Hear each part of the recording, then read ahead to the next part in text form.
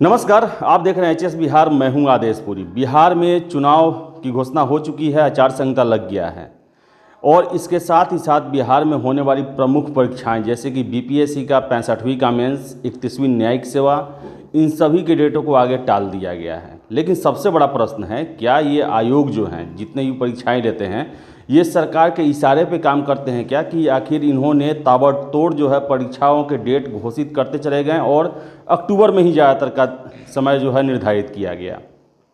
इसके साथ ही साथ जैसे आचार संहिता लगता है, बीपीएससी, 31वीं न्यायिक सेवा और इंटर स्तरीय जो सचिवालय की परीक्षा है उसे टालकर आगे के लिए बढ़ा दिया जाता है।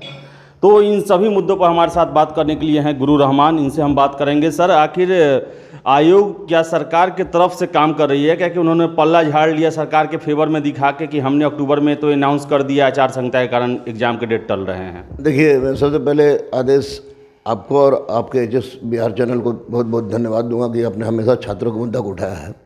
यह बात हमेशा उठती रही है कि आयोग या कोई भी आयोग जो है सरकार के दबाव में काम करती है, लेकिन यह बात उठती थी, जाती थी। लेकिन इस बार की परिस्थिति को देखने के पश्चात स्पष्ट रूप से लग रहा है कि यह आयोग निश्चित रूप से सरकार के दबाव में ही कार्य कर रही है, क्योंकि जब सबको पता था कि चुनाव होने वाला है और चुनाव को पहले आपको आचार संहिता लागू होगा, तो उसके आनन फानन में अचानक सबका डेट निकाल दिया गया। चाहे इंटर स्तरीय परीक्षा हो, चाहे बीपीएससी मुख्य परीक्षा हो, चाहे जुडिशरी की परीक्षा हो बीपीएससी के द्वारा जो आयोजित होती है।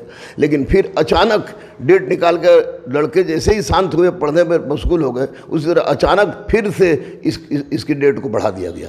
तो निश्चित रूप से मुझे लगता है कि कहीं ना कहीं प्रत्यक्ष परोक्ष रूप से आयोग सरकार के दबाव में काम कर रही है, और जो आयोग के द्वारा डेट निकाला गया था वह केवल और केवल सरकार के इशारे पर बच्चों के आक्रोश को शांत करने के लिए किया गया था। क्योंकि हिंदुस्तान की तमाम युवाएं, मैं बिहार के साथ साथ हिंदुस्तान की तमाम युवाओं की बात कर रहे हैं, उसको चुनाव से मतलब तो है ही, क्योंकि चुनाव उसका मतदान उसका नैसर्गिक अधिकार है।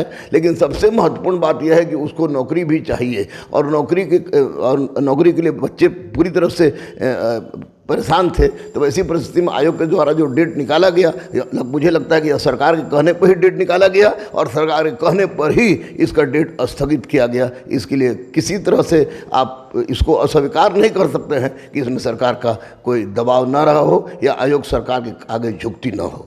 सर, एक बहुत ही अहम परीक्षा जिसमें बिहार के युवा बहुत ज़्यादा ही जोश खरोश के साथ भाग लेते हैं, दरोगा का मुख्य परीक्षा होने वाला है 11 अक्टूबर से। क्या आपको लगता है कि वो भी परीक्षा आयोजित हो पाएगी?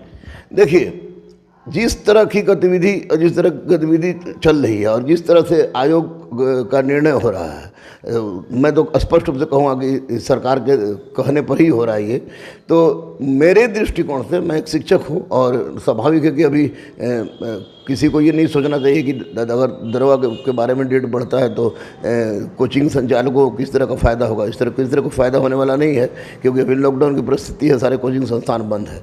तो 11 अक्टूबर को जो डेट निकाला गया है और उसमें 50,072 छात्र हैं, तो 50,072 छात्र कोरोना फैलाने के लिए पर्याप्त है। और आप ऑनलाइन परीक्षा नहीं ले रहे हैं, ऑफलाइन परीक्षा ले रहे हैं, तो ऐसी परिस्थिति में 50,072 की संख्या कम नहीं होती है। और निश्चित रूप से इसमें सोशल डिस्टेंसिंग के पालन का उल्लंघन होगा, और साथ ही साथ जिस तरह की मास्क न लगाने पर जुर्माना किया जा रहा है, वो 50,072 छात्रों की परीक्षा ली जा रही है, वह निश्चित रूप से गलत है। इस परिस्थिति में अगर सरकार चाहती है कि कोरोना को रोकने के लिए हम ये बीपीएससी या जुडिशरी की डेट मैंने बढ़ाया है, तो स्वाभाविक है कि ये दरोगा की परीक्षा में भी 50,072 छात्र जो मुख्य परीक्षा देंगे। सिपाही का तो अभी डेट ही नहीं निकला है, और ESI इन्फोर्समेंट सब इंस्पेक्टर है उसका भी डेट नहीं निकला है। लेकिन निस्संदेह 11 अक्टूबर को आयोजित होने वाली परीक्षा को अगर कहा जाए कि यह पूरी सुविधाजनक ढंग से ले लिया जाएगा, इससे कोरोना फैलने का डर नहीं है, तो यह गलत होगा। अगर वास्तव में सरकार कोरोना के कारण, सरकारी आयोग कोरोना के कारण बीपीएससी का और ये आपको जुडिशरी का परीक्षा का और इंटर स्तरीय का डेट बढ़ाई है, तो मुझे लगता है कि 11 अक्टूबर को होने वाली दरवा की परीक्षा को बढ़ा देना चाहिए, क्योंकि वैसी परिस्थिति में जब बच्चे अप्रैल में होने वाली परीक्षा थी 11 अक्टूबर तक इंतजार कर सकते हैं, तो और दिन भी इंतजार कर सकते हैं। और सबसे बड़ी बात मैं आपको बता दूंगा आदेश बाबू कि आप देखते होंगे कि जितनी भी परीक्षाएं हुई हैं, क्योंकि मैं 24 साल से पढ़ा रहा हूं, जितनी भी परीक्षाएं हुई हैं, हर परीक्षा में खास करके दारोगा हो, सिपाही हो या कोई भी बिहार में जितनी परीक्षा हो, सब परीक्षा में आपको हल्ला उठता है कि क्वेश्चन आउट हो गया, क्वेश्चन आउट हो गया, क्वेश्चन आउट हो गया। अब ये होता भी है, चाहे किस माध्यम से हो, उस पर मैं किसी तरह की बात नहीं करूंगा, लेकिन इतना जरूर बता दें कि जो दरवा की परीक्षा हो रही है 11 अक्टूबर को, उसमें 72 छात्रों की और छात्राओं की आपको जो सेंटर है वो होम सेंटर है, और होम सेंटर निश्चित रूप से प्रभावित होता है लोकल क्षेत्रीय प्रभाव से, क्षेत्रीय राजनीति से, क्षेत्रीय बाहुबल से, क्षेत्रीय लोगों के माध्यम से वो प्रभावित होता है। तो निश्चित रूप से 11 अक्टूबर को होने वाली परीक्षा को भी अगर सरकार वास्तव में छात्रों के हित के बारे में सोच रही है तो उसे भी नवंबर के बाद करना चाहिए, ताकि कोरोना का दर, जो कि सरकार कह रही है कि बहुत तेज़ी से रिकवरी रेट हो रहा है, मात्र 13% बचा हुआ है, तो उसके पश्चात ले तो ज़्यादा बेहतर होता। सर, देश की सबसे बड़ी परीक्षा, सबसे प्रतिष्ठित परीक्षा, सिविल सेवा की परीक्षा जो है 4 अक्टूबर से लिए जाने का सुप्रीम कोर्ट ने आदेश दे दिया है। क्या कहना चाहेंगे आप छात्रों को? देखिए, सुप्रीम कोर्ट के टिप्पणी पर तो मैं किसी तरह का टिप्पणी नहीं करूंगा, लेकिन सुप्रीम कोर्ट ने अपने आदेश के साथ यह भी कहा है कि सेंटर किस तरह सेंटर आयोजित किया गया है और क्या क्या व्यवस्था की गई, उसको संक्षिप्त में उसका ब्यौरा दिया जाए।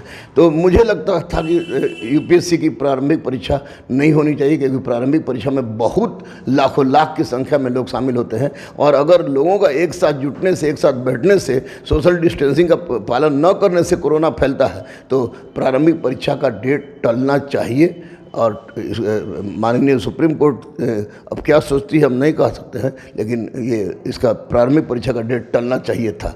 ये पूरे लोगों को उम्मीद थी कि टलेगा, क्योंकि कोरोना समाप्त नहीं हुई है। मैं दावे के साथ कह सकता हूँ कि कोरोना समाप्त नहीं हुई है। यह दूसरी बात है कि लोगों के अपने पेट के आगे कोरोना का डर भुला दिया है, और लोगों का कोरोना डर समाप्त हुआ है, ना कि कोरोना समाप्त हुआ है। आज भी लोग मर रहे हैं, और निश्चित रूप से अगर सामूहिक रूप से कोई भी गतिविधि हो रही है, अगर आप 50,072 लोगों का परीक्षा ले रहे हैं, तो फिर चुनाव आप करवा रहे हैं, जुलूस का इजाज़त दीजिए। 100 लोगों की क्यों अपने प्रतिबंध, 100 लोगों को किसी भी धार्मिक कार्यक्रम में, सामाजिक कार्यक्रम में 100 लोगों का आपने अनुमति दिया भाई, 100 क्यों आप दे दीजिए। जबकि 50,072 से कोरोना नहीं फैल सकता है, तो फिर 100 से ऊपर जाने पर कैसे फैलेगा? यह निश्चित रूप से यह गलत है। और मैं बता दूं आपको कि आपको छात्रों के हित के बारे में कोई सरकार नहीं सोचती है, चाहे केंद्र की सरकार हो, चाहे राज्य की सरकार हो। पहले उसकी हित निकल सद जाए, और छात्र को लोग लुभावन में, लालच में डाल दिया जाए कि देख बाबू, तुम्हारे लिए डेट हम निकाले थे, हम कुछ नहीं कर सकते हैं, आयोग ने इस पर रोक लगा दी है। इसका मतलब है छात्रों के साथ बहुत बड़ा खिलवाड़ हो रहा है। और मैं स्पष्ट रूप से बार बार आपसे कह रहा हूँ कि ये छात्र इस बात को समझ रहे हैं कि पूरी तरह से यह सरकार की, आयोग की मिली भगत है, जो कि आपको कहीं कुछ आपका फंडा जा रहा है कि 100 से आगे नहीं, कहीं 50,072 छात्र आ रहे हैं, कहीं लाखों लाख लोग प्रारंभिक परीक्षा देने जा रहे हैं। तो निश्चित रूप से गलत है। मैं इसको किसी रूप में नहीं मानता, यह छात्रों के लिए अहितकारी होगा। सर, इस बार जो बिहार विधानसभा का चुनाव है, उसका सबसे प्रमुख मुद्दा युवा है, बनने जा रहे हैं, युवा का रोजगार बनने जा रहा है। सर, कैसे देख रहे हैं आप इस चुनाव को? क्योंकि पहली बार जो है युवा काफ़ी मुखर है, और सरकार को उनको शांत करने के लिए कुछ भी नहीं है। देखिए, स्पष्ट रूप से आदेश जी मैं बता दूं कि मैं किसी भी राजनीतिक दल का प्राथमिक सदस्य भी नहीं हूं। आप मीडिया वाले लोग हैं, आप जाके पता लगा सकते कहीं से। हाँ, मैं दधीजी देदान का एक वरीय सदस्य हूँ। अब मैंने अपना पूरा संपूर्ण शरीर दान कर दिया है। मैं बता दूं आपको कि चाहे केंद्र की सरकार हो, चाहे राज्य की सरकार हो, दोनों सरकारें छात्रों के भविष्य के साथ खिलवाड़ कर रही है, या यूं कहिए कि छात्रों के लिए नाकाम साबित हुई है। कहे कि अगर आप रेलवे का प्राइवेटाइजेशन कर रहे हैं, अगर आपको एरोड्रम का प्राइवेटाइजेशन कर रहे हैं, ग्रुप डी की नौकरी समाप्त हो गई, MTS की नौकरी समाप्त हो गई, वैकेंसी नहीं निकल रही है, तो इसी परिस्थिति में 100% मैं छात्रों से यही आह्वान करूंगा, मैं गुरु रहमान छात्रों से यही आह्वान करूंगा कि जो सरकार स्पष्ट रूप से सामने आकर कहे कि मैं जैसे मन की बात हमारे माननीय प्रधानमंत्री जी कहते हैं, तो मन की बात में किस्से कहानियों से पेट भरने वाली नहीं है। और उसमें आप देखते होंगे कि अब लाखों लाख लोग उनको डिसलाइक कर रहे हैं, जबकि हर लोग पहले बड़ी उतावलापन से सुनता था, उसमें छात्र ज़्यादा गौर से सुनते थे। लेकिन अब छात्रों को नौकरी चाहिए, छात्रों को अच्छी शिक्षा चाहिए, और सबसे महत्वपूर्ण बात कि हमारे खासकर बिहार में रोजगार के सिवा, सरकारी नौकरी के सिवा कोई चारा नहीं है। ना तो इस सामाजिक स्टेटस बनती है और ना ही आर्थिक स्थिति ठीक होती है। और अगर जीवन जीने के लिए अगर कोई प्रयास भी करता है गरीब से गरीब बच्चा, तो वह चाहता है कि उसको क्लर्क से कलेक्टर और सिपाही से नौकरी तक के किसी तरह की नौकरी मिल जाए, और इस दिशा में सरकार प्रयास नहीं कर रही है। मैं स्पष्ट रूप से छात्रों से आह्वान करूंगा कि आप किस पार्टी को मत देंगे हमको नहीं पता है, लेकिन इतना जरूर याद रखिए कि जो सरकार छात्रों के साथ खिलवाड़ करेगी, छात्र उस सरकार को नकारने के लिए पर्याप्त है, क्योंकि युवा में यह शक्ति है कि वह सरकार, किसी भी सरकार को ला सकती है, किसी भी सरकार को हटा सकती है। हम प्राइवेटाइजेशन बर्दाश्त नहीं करेंगे, हम ग्रुप डी या MTS या किसी भी तरह की सरकारी नौकरी की समाप्ति को बर्दाश्त नहीं करेंगे। अगर सरकार नौकरी सृजन नहीं करती है और रोजगार का सृजन नहीं करती है, तो ऐसी परिस्थिति में छात्रों को इसका बहिष्कार करना चाहिए और छात्रों को खुलकर सामने आना चाहिए। ना जाति से, ना पार्टी से, ना बैकवर्ड से, ना फॉरवर्ड से, ना SC से, ना ST से, ना हिंदू से, ना मुस्लिम से, ना मंदिर से, ना मस्जिद से, ना गुरुद्वारा से, ना चर्च से, बल्कि छात्रों को चाहिए रोजगार। और जो सरकार रोजगार नहीं देती है, निश्चित रूप से वह सरकार छात्रों की हितकारी नहीं हो सकती है, नहीं हो सकती है, नहीं हो सकती है। इसलिए मैं आपके चैनल से तमाम छात्रों से भी अनुरोध करूंगा कि वे छात्र अब एकजुट हो। छात्र जदयू छात्र, राजद छात्र, भाजपा छात्र, कांग्रेस छात्र, हम छात्र, आप छात्र, तुम छात्र, सब बनने से अच्छा है कि हम छात्र बने और अपना मूलभूत मौलिक अधिकार जो हमारा रोटी, कपड़ा, मकान और रोजगार है, उसको देने के लिए जो सरकार कटिबद्धता के साथ आए, लफ्ज़बाजी से नहीं, कहने से नहीं, जो सामने आए और माननीय प्रधानमंत्री भी आए सामने और मन की बात में केवल बोले कि आज मन की बात मैं छात्रों के लिए करूंगा, तो वैसी परिस्थिति में छात्र सरकार की, किसी भी सरकार को वोट दे या न दे, लेकिन रोजगार बहुत बड़ा मुद्दा है और छात्रों में बहुत बड़ा जन आक्रोश है। छात्रों में मैं बता दूं आपको आदेश कि छात्रों में मैं वैसे हजारों छात्रों से मिलता हूं, वैसे छात्रों को देखा है कि जो छात्र जिस किसी सरकार के लिए अंधभक्ति करती थी, वही छात्र आज गाली दे रही है। उसका कारण है कि पेट पर लात पड़ रहा है, और जब पेट पर लात पड़ती है तो इतिहास बदलता है, और जब इतिहास बदलती है तो उसके लिए युवा उत्तरदायी होता है। और इस बार भी युवा उत्तरदायी है, क्योंकि हिंदुस्तान की 65% आबादी युवाओं की है, और ये 65% आबादी के मन में कहीं ना कहीं से सबसे बड़ा आक्रोश यह है कि हर चीज़ का प्राइवेटाइजेशन हो रहा है, और उससे भी बड़ी बात है कि रोजगार सृजन नहीं हो रही है, और जो हो भी रही है वो पता नहीं, अब इंटर स्तरीय 2014 में निकला था, 2020 में होगी। कहे भाई तो क्वेश्चन आउट हो गया। अरे क्वेश्चन क्यों आउट होता है?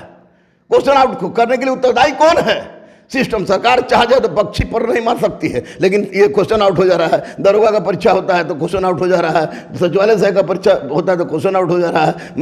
मैं क्वेश्चन आउट होने की बात इसलिए कह रहा हूं कि जब मनाही है आपको ये मोबाइल ले जाने के लिए, मनाही है किसी भी तरह का इलेक्ट्रॉनिक समाचार ले जाने के लिए, आप कहते हैं कि जैमर विधि है, तो फिर परीक्षा भवन से क्वेश्चन का फोटोकॉपी खींच के बाहर कैसे आ जाता है? इसका मतलब कहीं ना कहीं से सिस्टम में लोचा है, और छात्र निश्चित रूप से पीसा जा रहा है, विशेषकर गरीब छात्र पीसा जा रहा है। और छात्र के लिए अगर रोजगार सृजन नहीं होगा और परीक्षा में धांधली बंद नहीं होगी, तो छात्र निश्चित रूप से अपना कदम उठाएगी, और छात्र जिधर बढ़ेगी सरकार उसी की बनेगी, यह मेरा दावा है।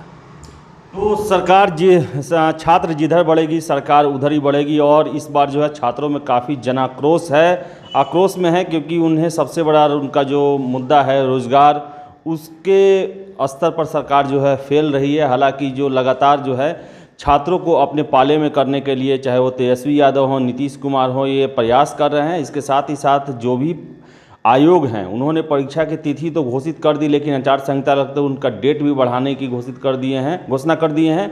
तो इनको लेकर रहमान सर ने अपनी बातें रखी। और वीडियो आपको अच्छा लगे तो इसे आप लाइक करें, शेयर करें, और हमारे चैनल HS बिहार को सब्सक्राइब जरूर कर लें। बहुत बहुत धन्यवाद।